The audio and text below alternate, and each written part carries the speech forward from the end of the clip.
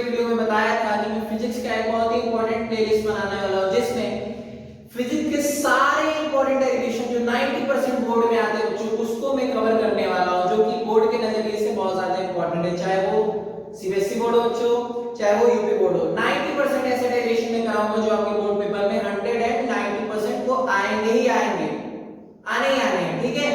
सो मेरे साथ में टॉपिक ले लो। आज का बच्चों टॉपिक होगा गॉस थ्योरम या गॉस लॉ, ठीक है। ये बच्चों पेपर में 5 नंबर का आता है। कितने नंबर का आता है सर? 5 नंबर का आता है, ठीक है। तो पेन और कॉपी ले लो मेरे साथ और 5 नंबर को आज पक्के करते हैं, जिससे कि फिजिक्स के पेपर में हम लोग पूरे 70 आउट ऑफ 70 लेके आए, ठीक है। तैयार हो? आ जाओ बच्चों। डेरिवेशन में सबसे पहले हम जान लेते हैं कि गॉस लॉ होता है क्या, क्योंकि किसी भी चीज को डराइव करने के लिए हमें उसके बारे में पता होना चाहिए, ठीक है, कि वो क्या है, क्या वर्क करता है और उसका क्या काम है, ठीक है। तभी तो हम डराइव कर पाएंगे किसी चीज के बारे में। तो आज जानते हैं बच्चों कि गॉस लॉ होता क्या है। बच्चों जैसा कि बाय द डेफिनेशन आपको पता होता है कि गॉस लॉ में यूज करते हैं हम क्लोज्ड गैसियन सरफेस, ठीक है। तो मैंने एक क्लोज्ड गैसियन सरफेस ले लिया जिस पे पॉइंट चार्ज q है, ठीक है। जिस पे चार्ज क्या है, q मैंने रख दिया है उस गैसियन सरफेस पे, ठीक है। वहां से निकलने वाला जो इलेक्ट्रिक फ्लक्स होता है बच्चों, वो किसके इक्वल होता है बच्चों? phi is equal q by epsilon naught k। phi is equal q by epsilon naught k। बस सर इतना ही है गॉस थ्योरम। हां जी, इतना ही है गॉस थ्योरम। यही गॉस थ्योरम कहता है और यही गॉस लॉ कहता है, ठीक है, कि भाई गैसियन क्लोज सरफेस पे आप q चार्ज रखेंगे तो उससे निकलने वाले इलेक्ट्रिक फील्ड जो होंगे वो किसके इक्वल होंगे? q by epsilon naught k। q by epsilon naught k। पक्की बात? ठीक है। आ जाओ डेरिवेशन की तरफ चलते हैं सर। आ गया डेरिवेशन क्या कहता है, गॉस थ्योरम क्या कहता है, ठीक है। डेरिवेशन के लिए बच्चों मैंने देखो एक यहाँ पे फिगर लिया है इररेगुलर शेप का, बताऊंगा क्यों लिया, उसके पीछे रीजन है, ठीक है। जैसे कि मैंने यहाँ पे चार्ज क्यों लिया था, यहाँ पे भी चार्ज क्यों लिया हूँ। ये बच्चों यहाँ देखना, यहाँ इलेक्ट्रिक फील्ड जो है यहाँ इससे बहुत दूर भाग रही है। ऐसा क्यों? पॉजिटिव चार्ज से इलेक्ट्रिक फील्ड हमेशा दूर भागती है, याद रहे। पॉजिटिव चार्ज से इलेक्ट्रिक फील्ड हमेशा दूर भागती है, ठीक है। मैं यहीं पे कंसीडर कर लिया बच्चों एक एरिया, एक सरफेस, ठीक है। यहीं पे कंसीडर कर लिया एक सरफेस जिसका कुछ ना कुछ एरिया होगा, जिसका कुछ ना कुछ एरिया होगा सर, ठीक है। अब बच्चों देखो एक चीज याद रखना, एरिया वेक्टर जो होता है ना सरफेस के परपेंडिकुलर होता है। एरिया वेक्टर जो होता है सरफेस के परपेंडिकुलर होता है, ठीक है। ये बात याद रखना, ठीक है सर। आ जाओ, अब मैंने क्यों लिया मैं बता रहा हूं। अब कितने सोचेंगे सर ये तो गॉस लॉ है, एक गॉसियन क्लोज सरफेस बनेगा ऐसे, तो उसके पीछे का भी रीजन बता रहा हूं। देखो ऐसे बनता, यहां पे भी पॉइंट चार्ज क्यों, यहां से निकलता है इलेक्ट्रिक फ्लक्स, ठीक है। अब यहां पे ध्यान दो जरा, एरिया इसमें कुछ मान लें यहां सरफेस है, एरिया कुछ ना कुछ होगा। तो बच्चों देखो सेम एरिया भी वही है और इलेक्ट्रिक फील्ड एक ही डायरेक्शन में, सेम डायरेक्शन में, ठीक है। सो आप ये नहीं कह सकते हो कि हर बार ऐसा ही डायग्राम बनेगा ना, आपको कंडीशंस को सेटिस्फाई करना है। डेफिनेशन में भी बच्चों लिखा है by the using closed surface होना चाहिए, ठीक है। ऐसा नहीं कि आप केवल एक्यूरेट इक्वल क्लोज सरफेस ले, ठीक है, या हमेशा स्फीयर ले, ऐसा तो नहीं है। यहां पे भी देखो क्लोज्ड है, क्लोज्ड है भाई, है कि नहीं है। हमें क्लोज सरफेस ही यूज करना है। हां सर ठीक है, हो गया।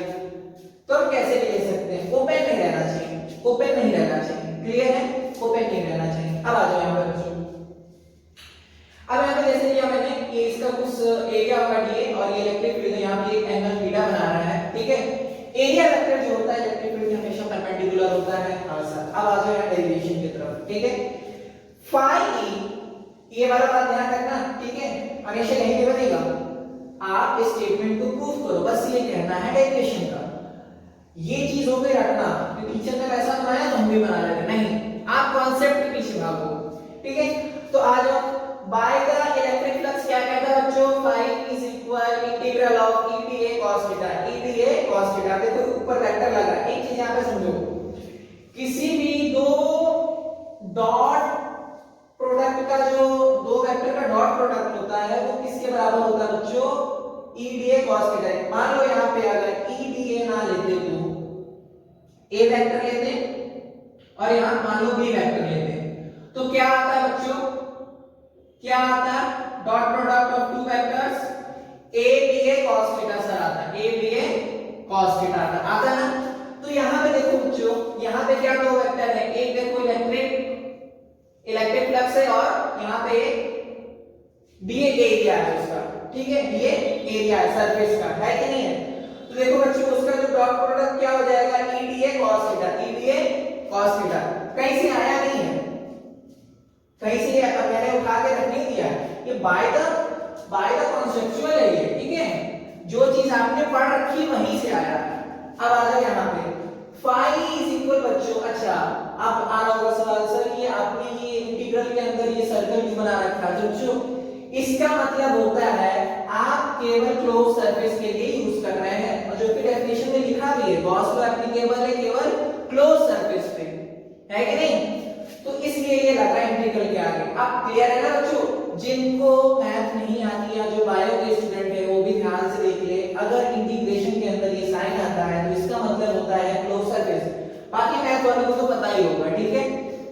आ जाओ आगे, फाई इज इक्वल क्या हो जाएगा, इंटीग्रल ऑफ, देखो किसी भी पॉइंट चार्ज से इलेक्ट्रिक फील्ड जब हम निकालते हैं तो फॉर्मूला क्या पढ़ रखा है बच्चों, E इज इक्वल से पढ़ रखा 1/4 पाई epsilon not q by r square, ठीक है, इसको इधर ही रखना, q by r स्क्वायर पढ़ रखा है। तो उसी चीज को मैंने बच्चों यहां पुट किया, E की value 1/4 pi epsilon not q upon r square into में dA cos थीटा, इनटू में dA cos थीटा। अब बच्चों फाई इज इक्वल क्या आ जाएगा, जितने भी कांस्टेंट टर्म है उनको हम बाहर निकालेंगे। क्यों निकालेंगे सर? क्योंकि बच्चों कांस्टेंट का इंटीग्रेशन नहीं होता है, मैथ वाले जानते होंगे, बायोलॉजी में बता दो कांस्टेंट का इंटीग्रेशन नहीं होता है बच्चों, तो कांस्टेंट को बाहर निकालेंगे जो q/4 पाई एप्सिलॉन नॉट, ठीक है।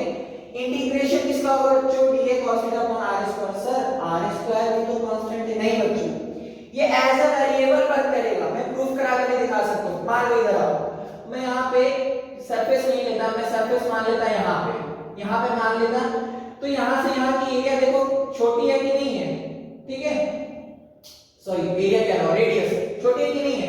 मान लो मैं यहाँ पे सरफेस ले लेता, छोटी है कि नहीं है, अब इतनी बड़ी तो है नहीं, तो भाई देखो ये किस पे डिपेंड है, r किस पे डिपेंड है, एरिया पे, सरफेस एरिया के ऊपर डिपेंड है, किसके ऊपर डिपेंड है, डिपेंडेंट ऑन सरफेस एरिया, ठीक है।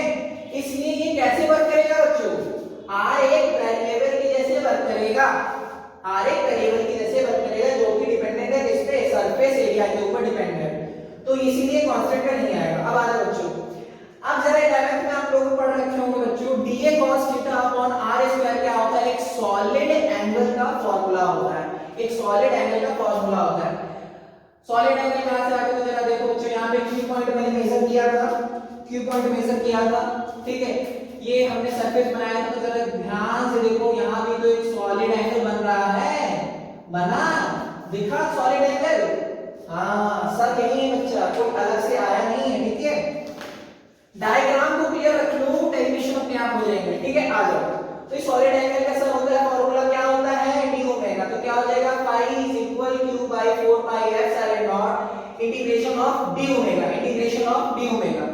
अब बच्चों इधर आ जाओ, phi is equal q/4 pi epsilon not, d omega का जो एरिया होता है बच्चों, कितना एंगल होता है, 720 डिग्री, 720 डिग्री, जिसे रेडियन में बच्चों 4 पाई लिखेंगे, क्या लिखेंगे, 4 पाई, तो 4 पाई से 4 पाई कैंसिल आउट हो जाएगा बच्चों, फाई इज इक्वल हमें क्या मिलेगा, q/एप्सिलॉन नॉट, और हमें यही तो प्रूफ करना था, देखो हमें यही तो प्रूफ करना था। तो आशा करते हैं बच्चों आप लोगों को गॉस थ्योरम या गॉस लॉ समझ में आया होगा। एक बार मैं फिर से बताता हूं कि क्या है ये, किसी भी क्लोज सरफेस पे q चार्ज से निकलने वाले इलेक्ट्रिक फ्लक्स लाइन जो होती है किसकी इक्वल होती है बच्चों, फाई इज इक्वल q/एप्सिलॉन नॉट के इक्वल होती है, ठीक है, यही कहता है गॉस थ्योरम या गॉस लॉ। डन है। आशा करता हूं आप सभी को बहुत ही प्यारा छोटा सा टॉपिक समझ में आया होगा, जो कि बोर्ड में आपको 5 नंबर दिलाएगा बच्चों, सीरियसली बोर्ड में आपको 5 नंबर दिलाएगा, 90% चांस बच्चों गॉस लॉ का आने का, ठीक है। इस पे बच्चों एप्लीकेशन भी पूछता है, इस पे एप्लीकेशन भी पूछता है, ठीक है, तो 2 नंबर और मत कर लीजिए, इस पे एप्लीकेशन भी पूछता है गॉस लॉ का, ठीक है। सो इसी तरीके से छोटे छोटे मजेदार वीडियो देखने के लिए और अपने बोर्ड में अच्छे नंबर लाने के लिए मुझे लाइक और सब्सक्राइब करना मत भूलिएगा। मैं आपका प्यारा आनंद सर, मिलता हूं नेक्स्ट वीडियो में, तब तक के लिए आप लोग पढ़ते रहिए, बाय।